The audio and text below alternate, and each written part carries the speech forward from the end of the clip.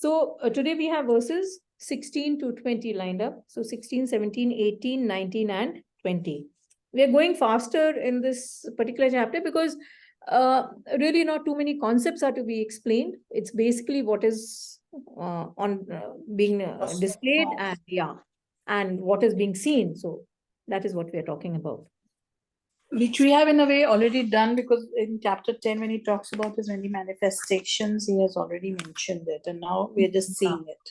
Correct. And there you saw one to many. So how, he's the best, he's the Samved of the Vedas, amongst the serpents, he is Vasuki. And, so we were doing each category and how he's the best in that category.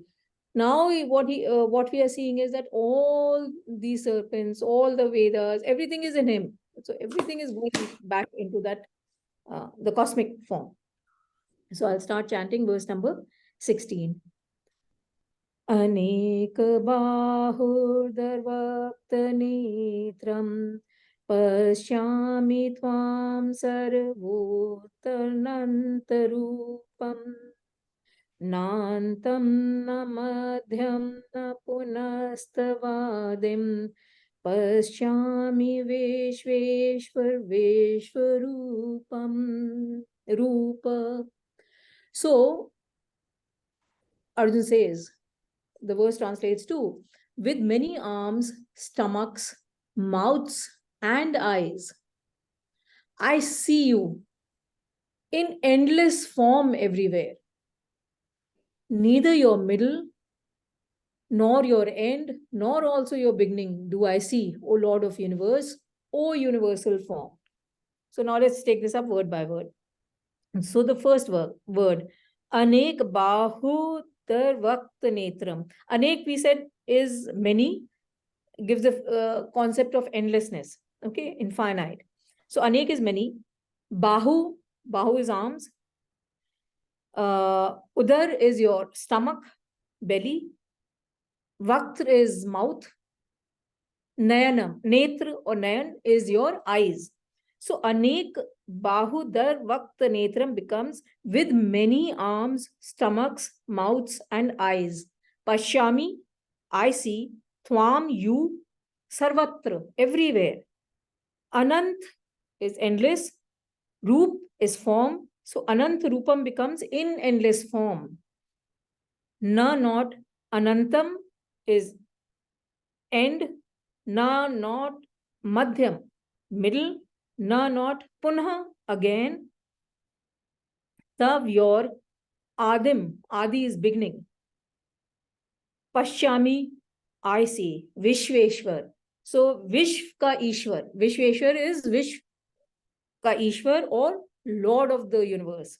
Vishvaroop. Vishv is again universe, Roop is form. So Vishvaroop becomes O universal form.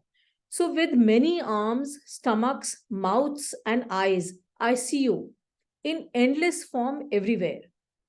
Neither your end, nor middle, nor also your beginning do I see, O Lord of the universe, O universal form. So let's chant it together. अनेक बाहुर्दर्वक्तनेत्रं पश्यामि त्वां सर्वत्र अनन्तरूपं नान्तं न मध्यं न पुनस्तवादिं पश्यामि विश्वेश्वरूपः.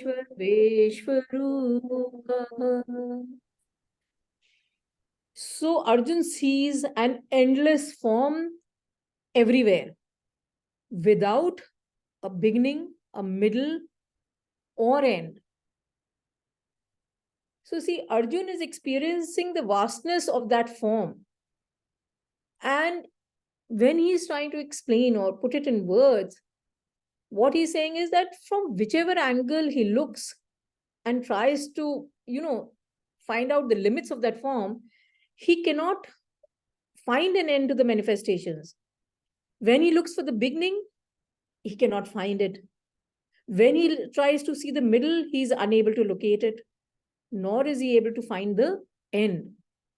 What he sees is endless arms, stomachs, mouths, eyes, This is implying the omnipresence and the omnipotence of God. And see, when we talk of the concept of many to one, each individual item becomes part of that totality. So if you will recollect the previous sessions that we have been talking about all the clay items being converted to clay, right? So the clay items become clay, that one mass of clay. Gold ornaments, when we melt them, it becomes one mass of gold. Waves merge back into the ocean. So each individual item is part of that totality, right? So that is the concept which that is what Arjuna is seeing, and that is what is being expressed in these verses. It's like, you have a huge, let's say, 6 feet by 10 feet painting in front of you, which is detailing out the, ornaments, the landscape, the clothing of the characters, and so on and so forth. All those details are present in that 6 feet by 10 feet painting. Now you miniaturize the painting and put it into a 6 mm by 10 mm frame. So the details are there even in that 6 mm by 10 mm thing. But what has happened is that they've all become condensed. The space between them has been reduced. When we enlarge it back, we will get the same details. The details will separate out. So what Arjuna is actually describing is the entire cosmos, which Arjuna is seeing within the frame of Lord Krishna's form. So there is a particular frame in which all this is taking place. So the way he is looking at it, they are all his arms, all his stomachs, all mouths. So all the individuals that he's seeing, they're all his, part of Lord Krishna. All the eyes are his. So this is what it appears to Arjun, that all this is in him, in his Vishvarup. And the adjectives that Arjun is using for Lord Krishna, there are two. Vishveshwar, as I explained, Lord of the universe, meaning the one who controls the universe, who rules over the universe, who ensures that it runs or functions in the manner, as per the rules that are laid out for the universe. And the other adjective that he is using is Vishvarup, or the universal form, implying that the universe is nothing but Lord's manifestation, and the Lord is also its supreme master, controller, ruler, right? So this is verse number 16. Let's move on to verse number 17.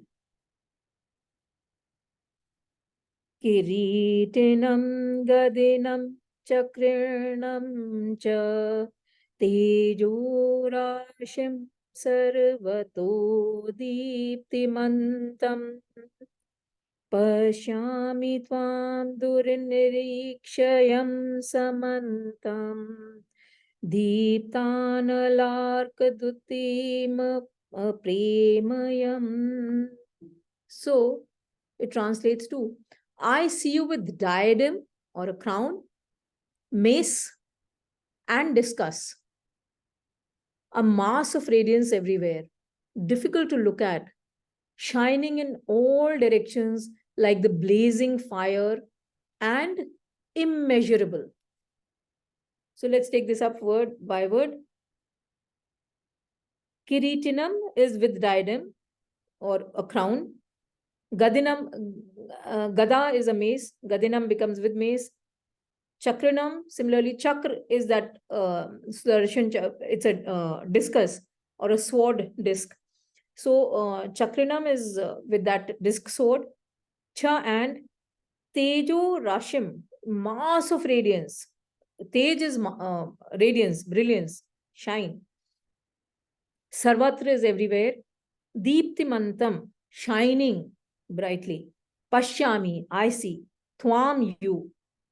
Durinnikshayam, that means nirikshan is when you are able to supervise or look at, inspect. Dunirikshanam becomes hard to look at, where you cannot see, when you cannot supervise, when you cannot inspect. Samantat, from all directions. Now, Deepti, the last word, Deep Anal Lark Dvitam. Isko, we'll break it up. Deep Anal is blazing fire. Arc is like the sun. Dvitam is effulgent. So Deeptanal Lark Dvitam becomes shining like the glorious fire and sun. Aprameyam is immeasurable, which you cannot measure or which you cannot comprehend. So I see you with diadem, mace, and discus, a mass of radiance everywhere, difficult to look at, shining in all directions like the blazing fire and immeasurable. So let's chant it together. Kiritinam gadinam chakrinam cha tejurashim sarvato mantam pashyami tvam durniksharam samanta deeptanalarkadutim premayam. So it is not premayam, it is prameyam. So I correct. Prameyam. Yeah, prameyam. Prameyam. So see, now the physical eyes get blinded when we see anything bright. And as we talked in verse number 12, when we are talking about shining then a brighter, shining like 1,000 suns, which you cannot look at. So even one noonday sun we cannot look at directly. Now the cosmic form that was in front of Arjun had a brilliance that existed the 1,000 blazing suns, as Sanjay had described it in verse 12, that was. So as the sun dazzles the eyes, the universal form was immensely stunning to the eyes. And Arjun was able to see it only because he had been granted the divine eyes by the Lord himself. And now Arjun in this verse is describing the form as burning fire and sun. He's using two things, burning fire together with sun. Immensely resplendent and incomprehensible. So what is coming out is that mere sun is not the right simile to describe the splendor or the magnificence that was facing Arjun. Both sun and fire are required to explain the brilliance and the radiance of that cosmic form. And now what actually the first line, Kiritinam, that bit with a crown and a mace and a discus. So in that universal form, Arjun perceives the diadem, mace, and discus. Okay. Now that we typically associate with Vishnu, Lord Vishnu. Okay. What we have to understand is that what Arjun was seeing in that comprehensible and radiant form, which he says that I cannot even see it properly. He is visualizing what his conditioning is. So from his childhood, he's been hearing of Lord Vishnu. And so that is what he sees. Maybe if it was someone Christian, might have seen Lord Jesus there. So, but Arjun with his upbringing and with his conditioning, he is seeing Vishnu there. So because the picture, what we visualize, always reflects our subconscious mind, our conditioning. And that is what is projected on something on the screen in front of us, or what we behold. So when Arjun is looking at the cosmic form and he sees the divinity and the brilliance and the radiance of that, he sees Lord Vishnu in it. Now, Krishna is actually an incarnation of Vishnu. And Vishnu is one of the gods of the Trinity that our tradition has. And what is the Trinity? Anyone would like to venture here? The three gods that control the universe? Brahma, Vishnu, Mahesh. Absolutely. So Brahma, one of the previous verses talked about Arjun seeing Lord Brahma seated on the lotus seat. And Brahma is the creator. Vishnu is the maintainer. And Mahesh or Shiv is the destructor or the destroyer. So these three gods represent the three fundamental powers that manifest in the universe: creation, maintenance, and destruction. And all of us know that in these three powers, the maintenance is the most tough part, actually. I mean, for all of you and most of us are ladies, we know what it is to maintain something, okay? Whether it's a house or a family or anything, so much of effort is required for that part, right? So this is just as an aside, okay? Now, when we talk of Lord Vishnu as the maintainer, the image that Lord Vishnu is traditionally described with 4 hands and with a crown on his head. Now, the crown on Vishnu's head signifies his sovereignty over the creation because he is maintaining and protecting the entire universe. And his 4 hands hold the Shankh, which represents our inner conscience and how we should direct it towards the reality, supreme reality of Brahman, the most inner thing in our being, and take it away from materialism and sensualism. So that is the Shankh or the conch. Then the second hand is holding a mace or a gada. Okay.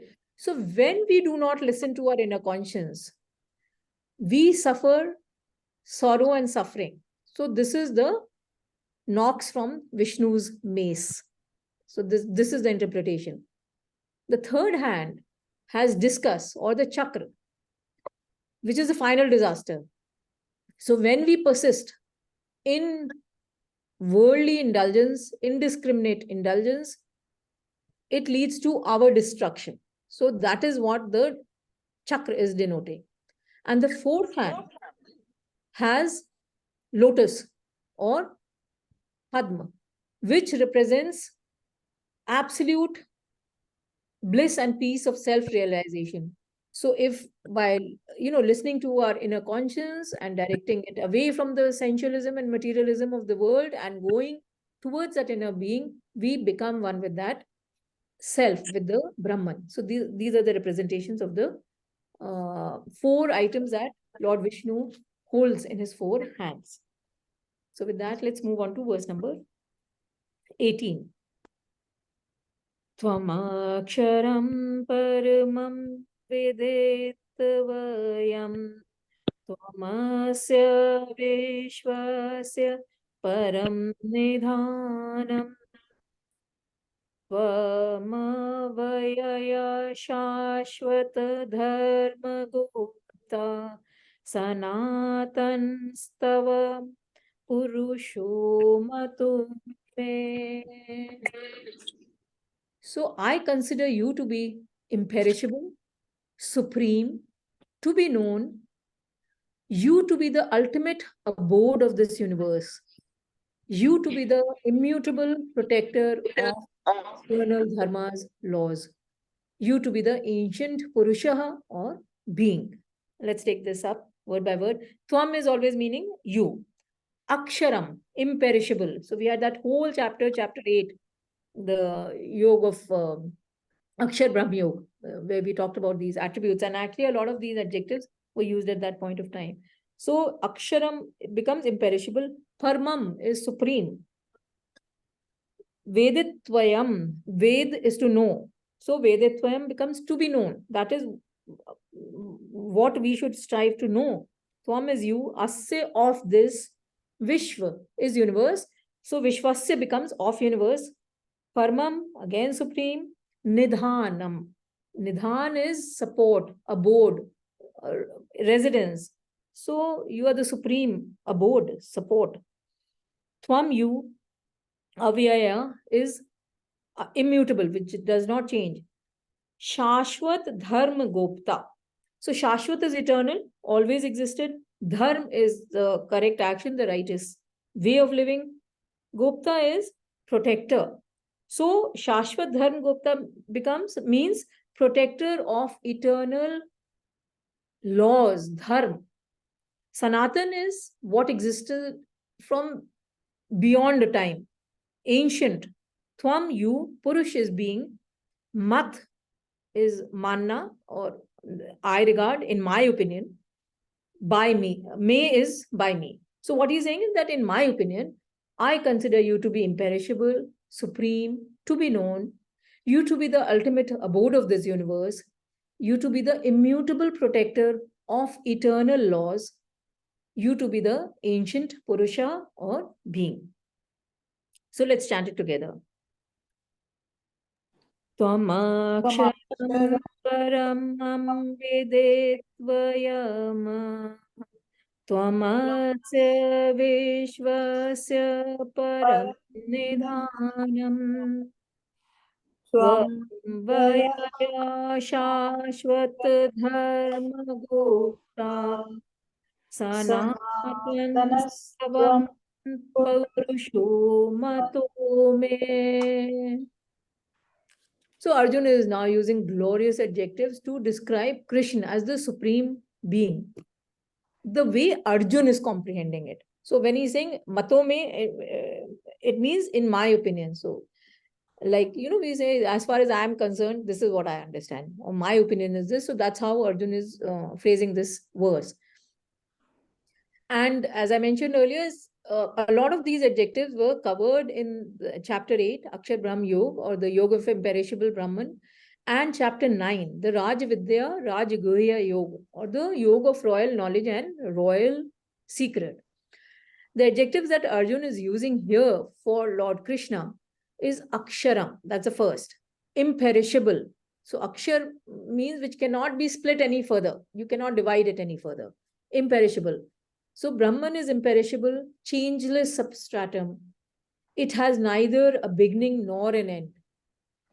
And this is in direct contrast to this impermanent, changing, perishable world that we see around us and of which we are a part, actually. So all the experiences of all the beings in the world are impermanent, changing, and perishable. Aksharam, that Brahman, is just the opposite of that. It's imperishable. It never diminishes. It is always there. Paramam is supreme. So God of Brahman is beyond the transcendental reality, and therefore, it is beyond this universe. Veditvayam, to be known. That is something that we have to seek. And this we should understand, because we are all seekers, that what are we seeking? And so we have to start with the layers of our personality, with our bodies, what we are. So see, we are composed of the gross body, which is the physical body, the subtle body, which is our emotions and thoughts. So basically our mind and intellect. The causal body, which is our vasanas and the seed personality, tendencies, nature, So someone is prone to listening to music, someone is more interested in, let's say, sports. And so what is my vasana? What is it that I'm looking for? Which is the cause for my next birth, actually. So that is the causal body. And then beyond that is the pure consciousness, or the Brahman, which is represented by Om. Okay.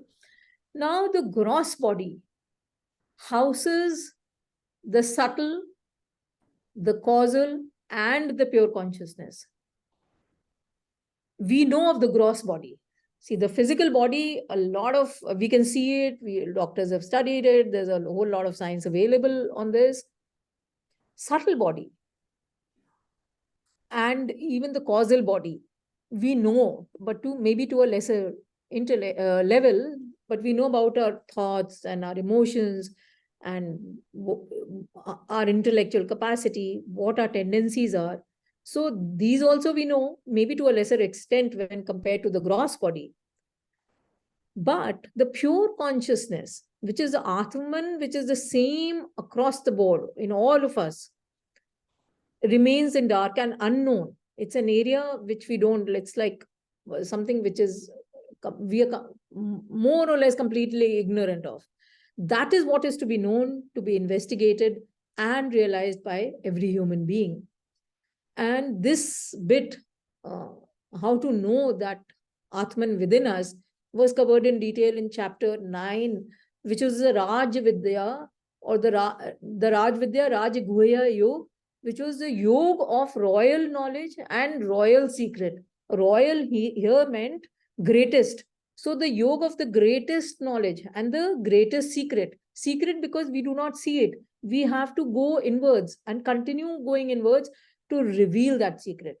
So when the word Veditvayam means something that we have to explore, which we should work towards to be known. Then the next set of words are Vishwasya Param Nidhanam. So ultimate repository, ultimate abode, or ultimate treasure house of the Vishwa or universe. So everything and everyone dwells in that Brahman, in God. And so the God is the treasure house of all the beings and everything that we see around us. Just as in a dream, the dreamer's mind is actually the abode or the houses, the dream world. Similarly, the entire universe springs from Brahman, exists in Brahman, and merges back in Brahman. Just as the waves come out of the ocean, are part of the ocean even when they're out of the ocean, and merge back into the ocean. So, Brahman is the treasure house of everything, the repository where all beings become unmanifest at the end of the creation. Hence, Brahman is the abode or the nidhan of the entire creation. Then we come to the set of verses, Avayayam Shashvat Dharma Gopta, which means the immutable protector of eternal laws. Now see, laws of nature govern the entire universe. And these laws are eternal and function infallibly. So, I mean, whether you drop, I'm talking about the law of gravity, whether you drop an apple here in India or you drop it in America, it will come to the earth with the same gravitational force. And the ruler of creation administers these laws of nature that we see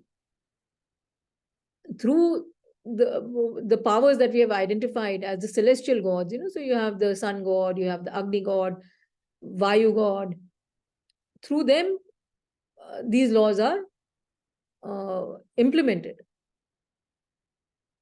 But ultimately, Brahman acts as a source and maintainer of all the laws and is the protector of these laws. So in that way, the Brahman is the immutable protector of these eternal laws, which are manifest in the universe as various different powers that we identify with celestial gods. Then the last set of verses, adjective that he is using is Sanatan Purusha, or ancient being. So Brahman is the most ancient thing that we know of, and nothing predates Brahman. So Brahman existed before time. So time occurred in Brahman. What is time? Time is an experience, is an interval between two experiences, right?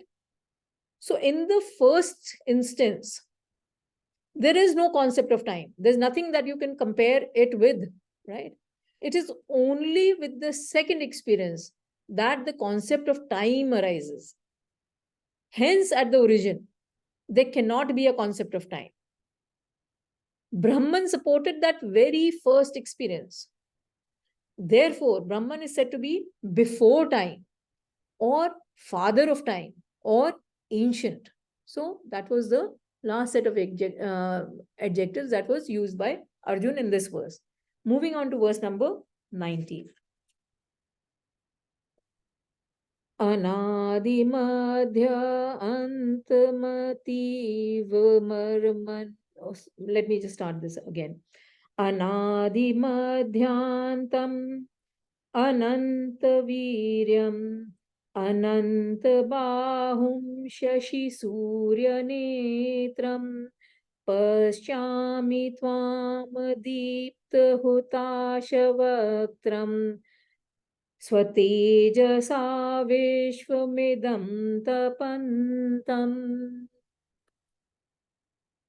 So Arjun says, I see you without beginning, middle, or end, infinite in power, with endless arms, the sun and moon as eyes, shining fire as mouth, warming this universe with your radiance. So let's take this up word by word. Anadi, Madhya, Anta. So that's Antam. So that's the first word. See, Adi is the beginning, Madhya is the middle, and Ant is end. Anadi becomes without, right? Without beginning. So the first word becomes Anadi, Madhyantam becomes without beginning, middle, and end. Ananta Viryam. Anant is endless. Virya is power. So Anant Viryam becomes with infinite power. Anant Bahum. Endless. Bahu is arms. Endless arms. Or so Anant Bahum becomes with endless arms or of endless arms. Shashi Surya Netram. Shashi is moon. Surya is sun. And Netra is eyes. So Shashi Surya Netram becomes moon and sun as eyes. Pashyami, I see. Thwam, you. Deept, Hutash, Vaktram. So Deept is shining. Tash is fire. Vaktram from your mouth. So Deept, Hutash, Vaktram becomes shining fire as mouth. Swatejasa. Tej is radiance. Swa is your own, right? So Swatejasa, by your radiance. Vish is universe. Idam, this. Tapantam. Tap is to heat or to burn. So tapantam is heating. So I see you without beginning, middle, and end, infinite in power, with endless arms, the sun and moon as eyes, shining fire as mouth, warming this universe with your radiance. So let's chant it together. Anadimadhyantam anantaviryam anantabahum shashi surya netram pashyami tvam deeptahutashavaktam swatejasa vishvamidam tapantam. See, already in the 16th verse, when we had started today's session, Arjuna said that the form of the Lord is without a beginning, middle, or end. He is repeating this just after 3 verses. Again, he's saying the same thing. So it is expressing his excitement over what he's seeing actually. So when you see some, some fancy vehicle or something, you say, oh my God, just look at that car. See that car. It's so beautiful. So you repeat yourself, you're kind of underlying what you're seeing. So this is not a literary flaw in the Bhagavad Gita.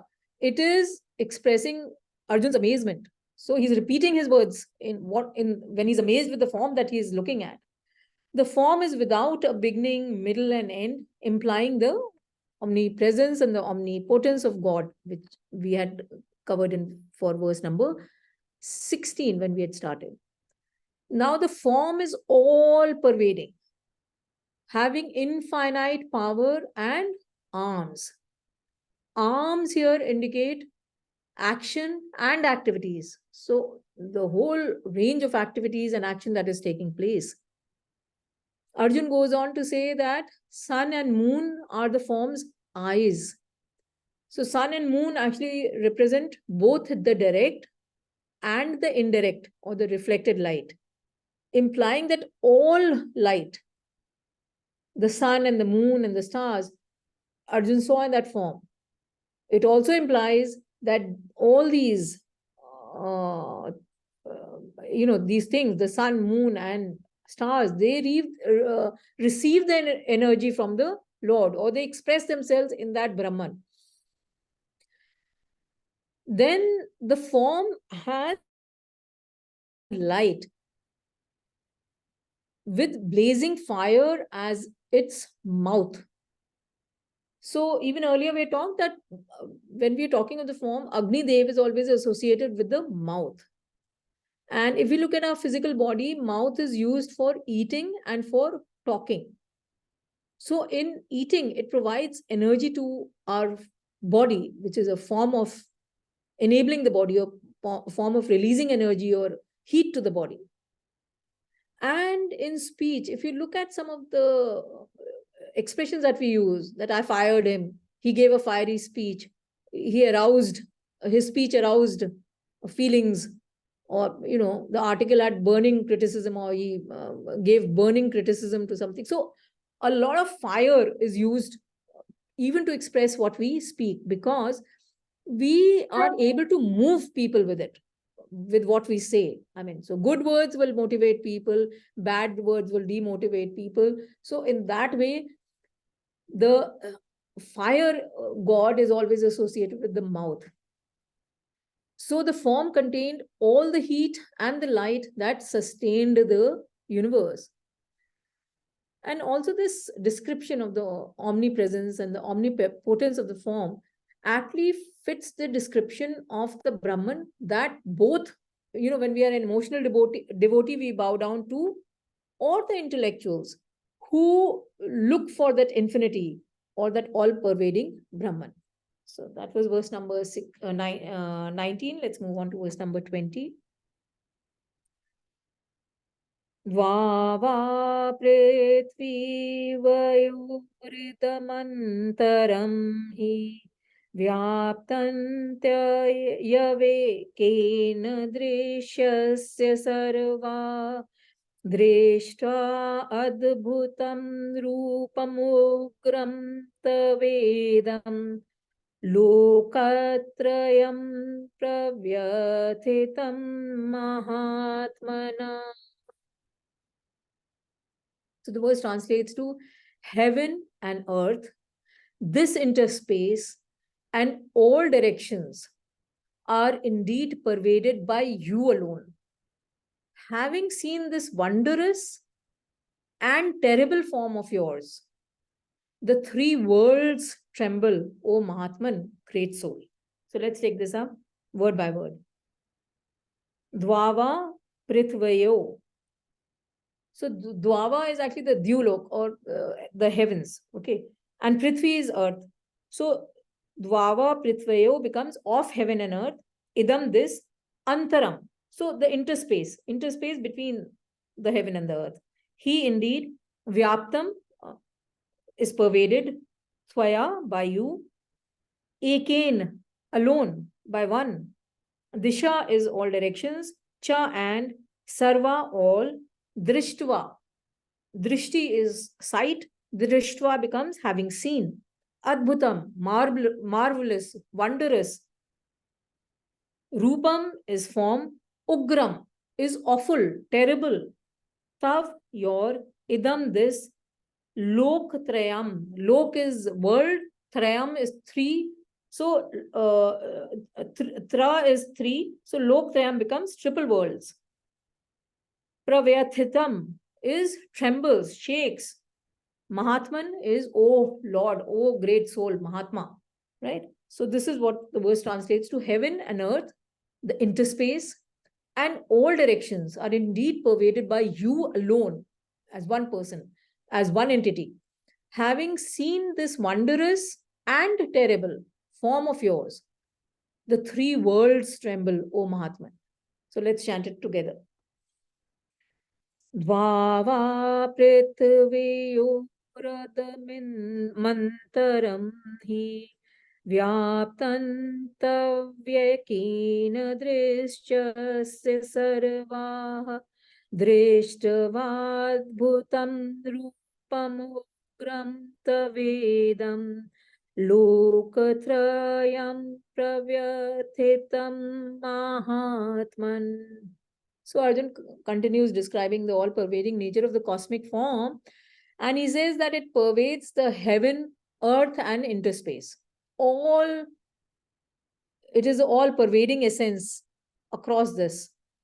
And Lok, you may recollect, we had done it some time back, was a world, a plane, a planet, or a realm of existence. So a mental state where we exist, so where we can experience things.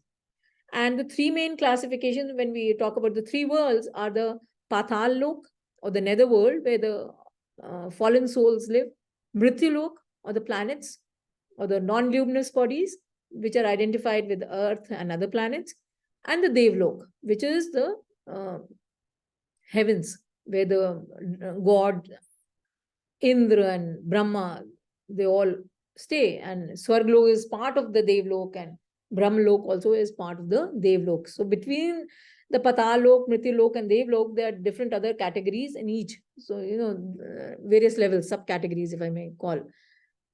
So now Arjun is saying that after seeing this wondrous and terrible, so both things are there. He's seeing both the things. All the beings are in fear of you. That is what Arjun is saying. Now, the question arises that if the other people, if these other worlds have not seen that form of the Lord, then why are they afraid? Why should they shudder? It's Arjun who's looking at it, no? What is happening here is that Arjun is preparing ground for saying that why he's getting scared now. Because few verses down the line, we'll be reading that he says that I can't behold you anymore, and please come back to your, the pleasant form. Because Arjun, being a great hero, warrior, it's very difficult for him to say that I cannot stand this, I cannot behold. So what he's saying is that the three worlds are afraid of you. He's also implying that everyone is functioning in the fear of God's eternal laws. God's laws and rules are in place, and everyone has to submit to them. And can you name any one law that we have been actually reading about since for a long time, since the beginning of the Bhagavad Gita? Anyone would like to mention that law?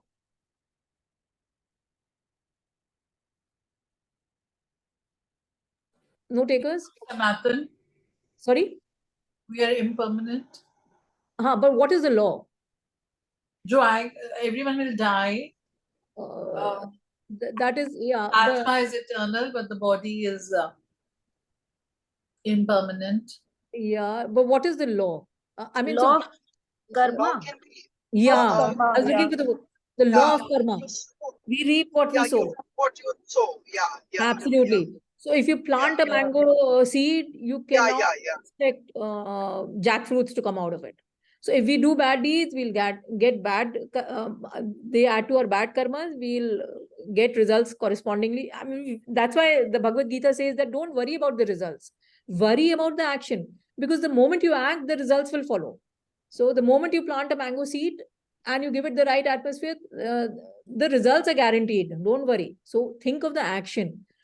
So the basic law that we have been reading is the law of karma. And so like the law of karma, there's so many laws which are there. I talked about the law of gravitation, for example. So law of gravitation is not only on Earth. It also, the Earth's gravity keeps the moon in rotation around the Earth, and moon has its own gravity, and the sun has its own gravity. In fact, the entire universe is moving around under the gravitational pull of each other. So the point is that these laws were established by that Brahman. So they are perfect. Had humans done something to them, we would have created something imperfect, definitely, for sure. So the Lord's laws are perfect and they keep everything working. And many scientists are actually discovering and theorizing the physical laws of nature. So, for example, we say Newton's law of gravity. Okay. Now, the thing is, are you saying that when before Newton, the gravitational pull did not exist? Or things, you drop them and they flew away into space? No. Gravity always existed since the time the earth was there. It is just that Newton discovered it. And so now and articulated it in a way that others can understand it. So the scientists are just studying these laws and, discovering them actually. And they put it in a format in which others can use them and maybe, channelize them further. But they're not making the laws per se. The laws already existed. They're just discovering them. It is that God who is the supreme lawmaker, and everyone is subject to those laws. And God ensures that his laws are followed. It's not like our, police system and other things where some things is implemented depending upon the power and clout you have. No, God ensures that his rules and laws are followed by one and all. And also, see, fear. When we talk of fear, because Arjuna is talking about the wondrous, the marvelous, and the terrible form. And then he's saying the three worlds fear you. So when we're talking about fear, it arises from the disparity or the difference between what is feared and the one who is fearing. Okay. So if we are talking of God and the seeker, so because the seeker considers himself or herself away from God, we think that disparity is the fear. That distance between the two is the fear. So as we start moving towards, on our spiritual path, towards that Vedatyam, that which is to be known, the disparity decreases. And consequently, the fear decreases till we become one with Brahman. Then there is no fear because we are that Brahman. So that is the state of the fearlessness that we were talking about. And I think one of the previous chapters, which Krishna was mentioning, he has no fear of, death and whatever. So with that, we'll conclude today's session.